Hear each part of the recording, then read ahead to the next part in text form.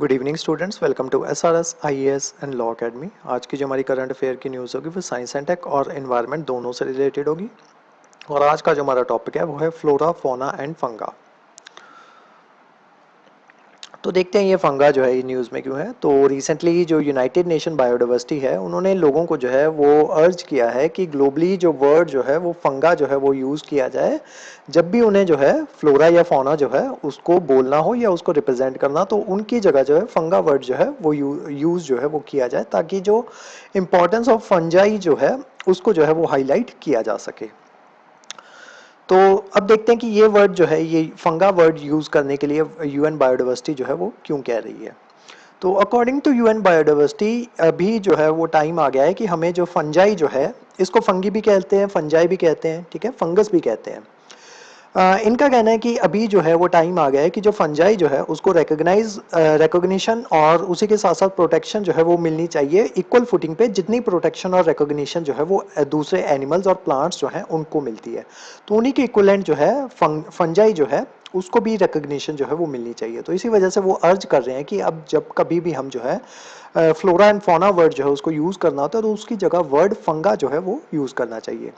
और ऐसा नहीं है कि ये रिक्वेस्ट जो है वो पहली बार की गई हो, इससे पहले भी जो है बहुत बार जो है ये रिक्वेस्ट जो है वो की जा चुकी है वेरियस अदर ऑर्गेनाइजेशंस के द्वारा भी। फॉर एग्जांपल जैसे एक कमीशन है स्पीसीज सर्वाइवल कमीशन IUCN का, तो उन्होंने भी एक बार जो है ये मांग जो है वो रखी थी कि इसके फ्लोरा एंड फौना की जगह जो वर्ड फंगा जो है वो यूज करना चाहिए। There would be no life on earth without fungi. The yeast, mold and mushrooms, they are critical to decomposition and forest regeneration. तो basically ये जो fungi जो है इसी से आपके yeast जो है वो बनते हैं, mold जो है वो आपके वो बनते हैं, molds के थ्रू जो है वो चीज़ वगैरह जो है वो बनाया जाता है।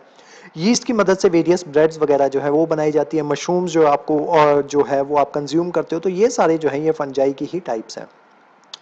उसके अलावा ये जो है ये काफ़ी ज़्यादा क्रिटिकल है फॉरेस्ट रीजनरेशन के लिए। मतलब फॉरेस्ट जो है अगर तबाह हो रहा तो उसको रीजनरेट करना हो तो ये फंजाई जो है वो काफ़ी ज़्यादा मददगार जो है वो साबित होता है। उसी के साथ साथ जो आपके मैमल्स होते हैं उनको डाइजेशन के लिए भी फंजाई जो है वो काफ़ी ज़्यादा इंपॉर्टेंट होता है। उसके साथ साथ ये कार्बन सीक्वेस्ट्रेशन जो है ये करता है। ये बेसिकली क्या करता है कि जो आपकी कार्बन जो होती है उसको लैंड में स्टोर करने का काम जो है ये आपका फंजाई जो है ये करती है। उसी के साथ साथ जो ग्लोबल न्यूट्रिएंट साइकिल और एंटीबायोटिक मेडिकेशन जो है वहाँ पे भी इसकी फंजाई जो है इसका यूज जो है वो होता है। तो फंजाई जो है वो हमारे लिए काफ़ी ज़्यादा इंपॉर्टेंट है। अब आपके एग्जाम पॉइंट ऑफ व्यू से फंजाई क्योंकि न्यूज़ में आ गया तो फंजाई के ऊपर आपको क्वेश्चन जो है वो पूछे जा सकते हैं, तो उसके बारे में जो है वो आपको पता होना चाहिए। तो अब से जो स्लाइड जो है वो स्टार्ट हो रही है, तो उसके बाद से जितनी भी आगे वाली आने वाली स्लाइड्स जो है वो आपकी एग्जाम पॉइंट ऑफ व्यू से इंपॉर्टेंट है। तो फंजाई या फिर फंगस जो है ये एक डाइवर्स ग्रुप है यूकैरियोटिक माइक्रो ऑर्गेनिजम्स का। यूकैरियोटिक माइक्रो ऑर्गेनिजम्स वो माइक्रो ऑर्गेनिजम्स होते हैं जिनके जो सेल के जो ऑर्गन्स होते हैं वो उनके अराउंड जो है मेम्ब्रेन जो है वो लगी हुई होती है। यानी कि मेम्ब्रेन बाउंड जो ऑर्गेनेलीज जो है जिन सेल्स में पाई जाती हैं उन सेल्स को जो उन ऑर्गेनिजम्स को जो है वो यूकैरियोटिक ऑर्गेनिजम्स कहा जाता है। ठीक है, मान लो एक ऑर्गेनिज्म है उसके अंदर सेल्स हैं और उसके सेल्स के अंदर जो ऑर्गन्स जो प्रेजेंट है जिनको ऑर्गेनेलीज जो है वो कहा जाता है, अगर उनके अराउंड जो है मेम्ब्रेन जो है वो बनी हुई है तो उस पर्टिकुलर ऑर्गेनिज्म को यूकैरियोटिक ऑर्गेनिज्म जो है वो कह दिया जाएगा। ठीक है, तो जो फंजाई जो होता है वो भी आपका एक यूकैरियोटिक माइक्रो ऑर्गेनिज्म जो है वो कहलाता है। ये इनका एक अपना बायोलॉजिकल किंगडम है, जैसे कि आपका प्लांट्स का किंगडम होता है, आपके बैक्टीरियाज का किंगडम होता है, एनिमल्स का किंगडम होता है, वैसे ही फंजाई का भी अपना एक किंगडम है। ठीक है, तो वो कौन कौन से 6 टाइप के आपके किंगडम जो है वो होते हैं। एक होता है आपका एनिमेलिया, इसमें सारे एनिमल्स जो है वो आते हैं। देन आपका प्लांटी आ गया, इसमें सारे प्लांट्स जो है वो आते हैं। देन आपका फंजाई आ गया जिसमें फंगस वगैरह जो है वो आते हैं। देन आपका प्रोटिस्टा आ गया, यूब बैक्टीरिया आ गया और आर्च बैक्टीरिया जो है ये आ गया। तो इन दोनों में जो है बैक्टीरिया जो है वो प्रेजेंट होते हैं। अब इसके कैरेक्टरिस्टिक्स जो है वो देख लेते हैं। तो सबसे पहले ये यूकैरियोटिक होते हैं जो कि मैं आपको ऑलरेडी समझा चुका हूँ। यानी कि इनके जो सेल्स जो होते हैं फंजाई के जो सेल्स जो होते हैं उसके अंदर जो ऑर्गेनेलीज प्रेजेंट होते हैं। जैसे आपका ऑर्गेनेलीज कौन कौन से होंगे, जैसे सेल्स के अंदर क्या क्या प्रेजेंट होता है, राइबोसोम प्रेजेंट होता है, माइटोकॉन्ड्रिया जो है power house of the cell होता है। अगर इन सब के अराउंड मेम्ब्रेन बाउंड जो है ये सारे ऑर्गन्स जो है अगर मेम्ब्रेन बाउंड होंगे तो उनको जो है उस पर्टिकुलर ऑर्गेनिज्म को यूकैरियोटिक जो है वो कह दिया जाएगा। अगर मेम्ब्रेन बाउंड जो है वो नहीं होंगे तो उनको प्रोकैरियोटिक जो है वो कह दिया जाएगा। ठीक है, तो ये जो फंजाई जो होता है ये यूकैरियोटिक होता है। और इसका अपना एक न्यूक्लियस भी होता है। सेकेंड कैरेक्टरिस्टिक्स है कि ये जो है ये हेट्रोट्रॉपिक ऑर्गेनिज्म है। हेट्रोट्रॉपिक्स कौन से होते हैं? इसमें भी आपके दो टाइप्स के होते हैं, एक होते हैं आपके ऑटोट्रॉप्स, दूसरे होते हैं हेट्रोट्रॉप्स। ऑटोट्रॉप्स वो जो है ऑर्गेनिजम्स या आप कह लो कि वो प्लांट्स होते हैं बेसिकली, क्योंकि वो प्लांट्स ही होते हैं ना। तो ऐसे ऑर्गेनिजम्स जो अपना खाना जो है वो खुद से बनाए उनको जो है वो ऑटोट्रॉप्स कह दिया जाता है, और ऐसे ऑर्गेनिजम्स जो अपने खाने के लिए किसी दूसरे के ऊपर डिपेंडेंट रहे उनको हेट्रोट्रॉप्स जो है वो कह दिया जाता है। तो फंजाई जो है ये भी आपका हेट्रोट्रॉप है। प्राइमरली ये डिकम्पोजर है या सेप्रोफाइट है। डिकम्पोजर्स या सेप्रोफाइट वो ऑर्गेनिजम्स होते हैं जो कि डेड और डिकेइंग मैटर के ऊपर जो है वो फीड करते हैं। Meaning they obtain nutrients by absorbing organic matter from their surrounding. तो अपने सराउंडिंग से ये जो ऑर्गेनिक मैटर जो होता है उसको जो है अब्सॉर्ब जो है ये करते हैं। उसके अलावा ये एंजाइम्स जो होते हैं उनको भी सेक्रीट करते हैं। Fungi secrete enzymes to break down complex organic compounds. जो कॉम्प्लेक्स ऑर्गेनिक कंपाउंड जो होते हैं उसको ब्रेक डाउन करने के लिए फंजाई जो है एंजाइम जो है वो सेक्रीट करता है। ये उसको कंपाउंड जो होते हैं उनको ब्रेक डाउन इस वजह से करता है ताकि ये जो है उसके अंदर के न्यूट्रिएंट्स जो होते हैं उनको एब्जॉर्ब जो है वो कर सके। हमारी बॉडी में भी जो शुगर्स जो होती है वो भी अलग अलग कंपाउंड्स में जो है, सिंपल कंपाउंड्स में जो है वो ब्रेक डाउन होती है। जो भी हम खाना वगैरह खाते हैं वो अलग अलग कंपाउंड्स में जो है वो ब्रेक डाउन उसका होता है। नेक्स्ट आते हैं फंजाई के बारे में, उसके बेनिफिट्स देखते हैं। तो सबसे पहले जो आपके न्यूट्रिएंट साइकिल जो होते हैं उसमें ये काफ़ी बेनिफिशियल जो है ये साबित होता है। जो ये क्या करता है, जो आपके न्यूट्रिएंट्स जो होते हैं उनको ये कन्वर्ट करता है ताकि जो प्लांट्स जो होते हैं उनको ईजिली न्यूट्रिएंट जो है वो असेसिबल हो जाए। प्लांट्स डायरेक्टली न्यूट्रिएंट्स जो होते हैं उनको अब्जॉर्ब जो है वो नहीं कर सकते। प्लांट्स इसका मैं आपको एग्जाम्पल देता हूँ। जैसे प्लांट्स जो होते हैं उनको नाइट्रोजन जो होती है उसकी ज़रूरत होती है। अब नाइट्रोजन हमारे एटमॉस्फेयर में 71% नाइट्रोजन जो है वो प्रेजेंट होती है, लेकिन प्लांट जो होते हैं वो उस नाइट्रोजन को डायरेक्टली एब्जॉर्ब नहीं कर सकते। उसके लिए उसको जो है नाइट्रोजन को जो है वेरियस अमोनियम आयंस में जो है वो कन्वर्ट करना पड़ता है। तो उसके लिए वो काम जो है एक स्पेशल टाइप का बैक्टीरिया होता है जिसको राइजोबियम बैक्टीरिया जो है वो कहा जाता है।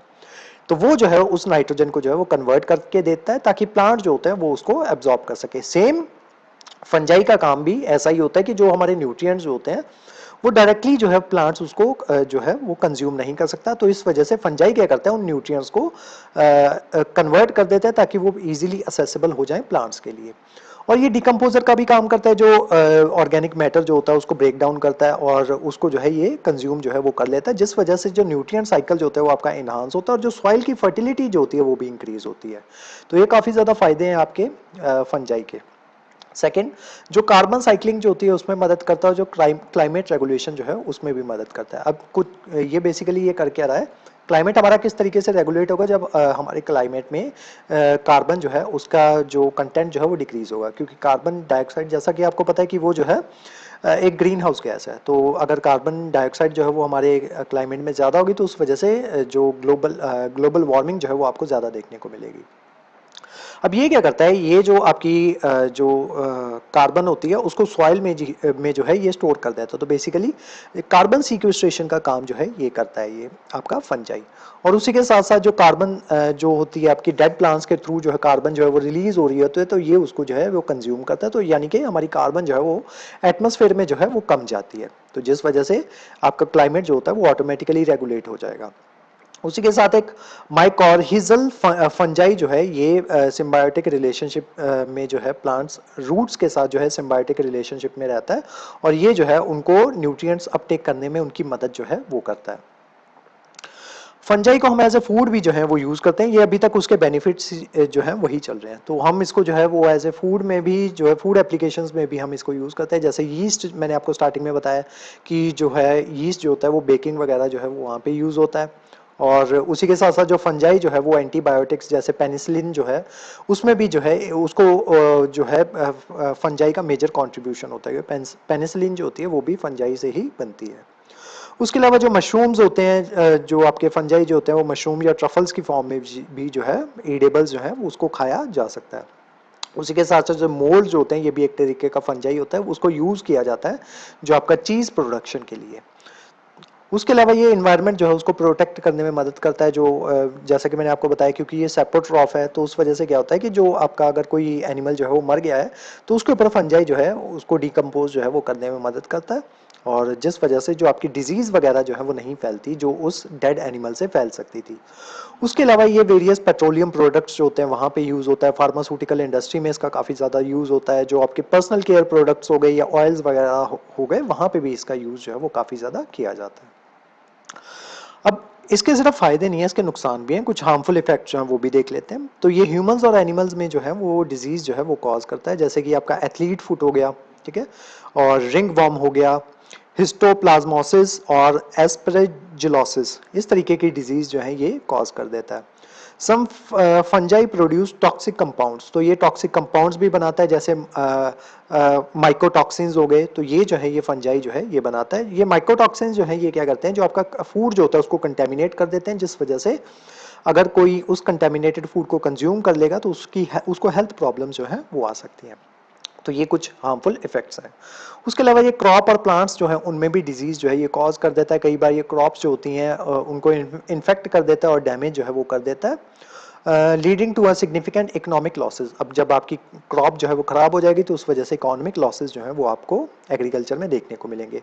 उसके अलावा वेरियस जो दूसरी प्लांट डिजीज़ होती हैं, जैसे आपका रस्ट हो गया, पाउडरी मिल्ड्यू हो गया, और various type of fungal blights जो हैं वो भी देखे जाते हैं फंजाई की वजह से।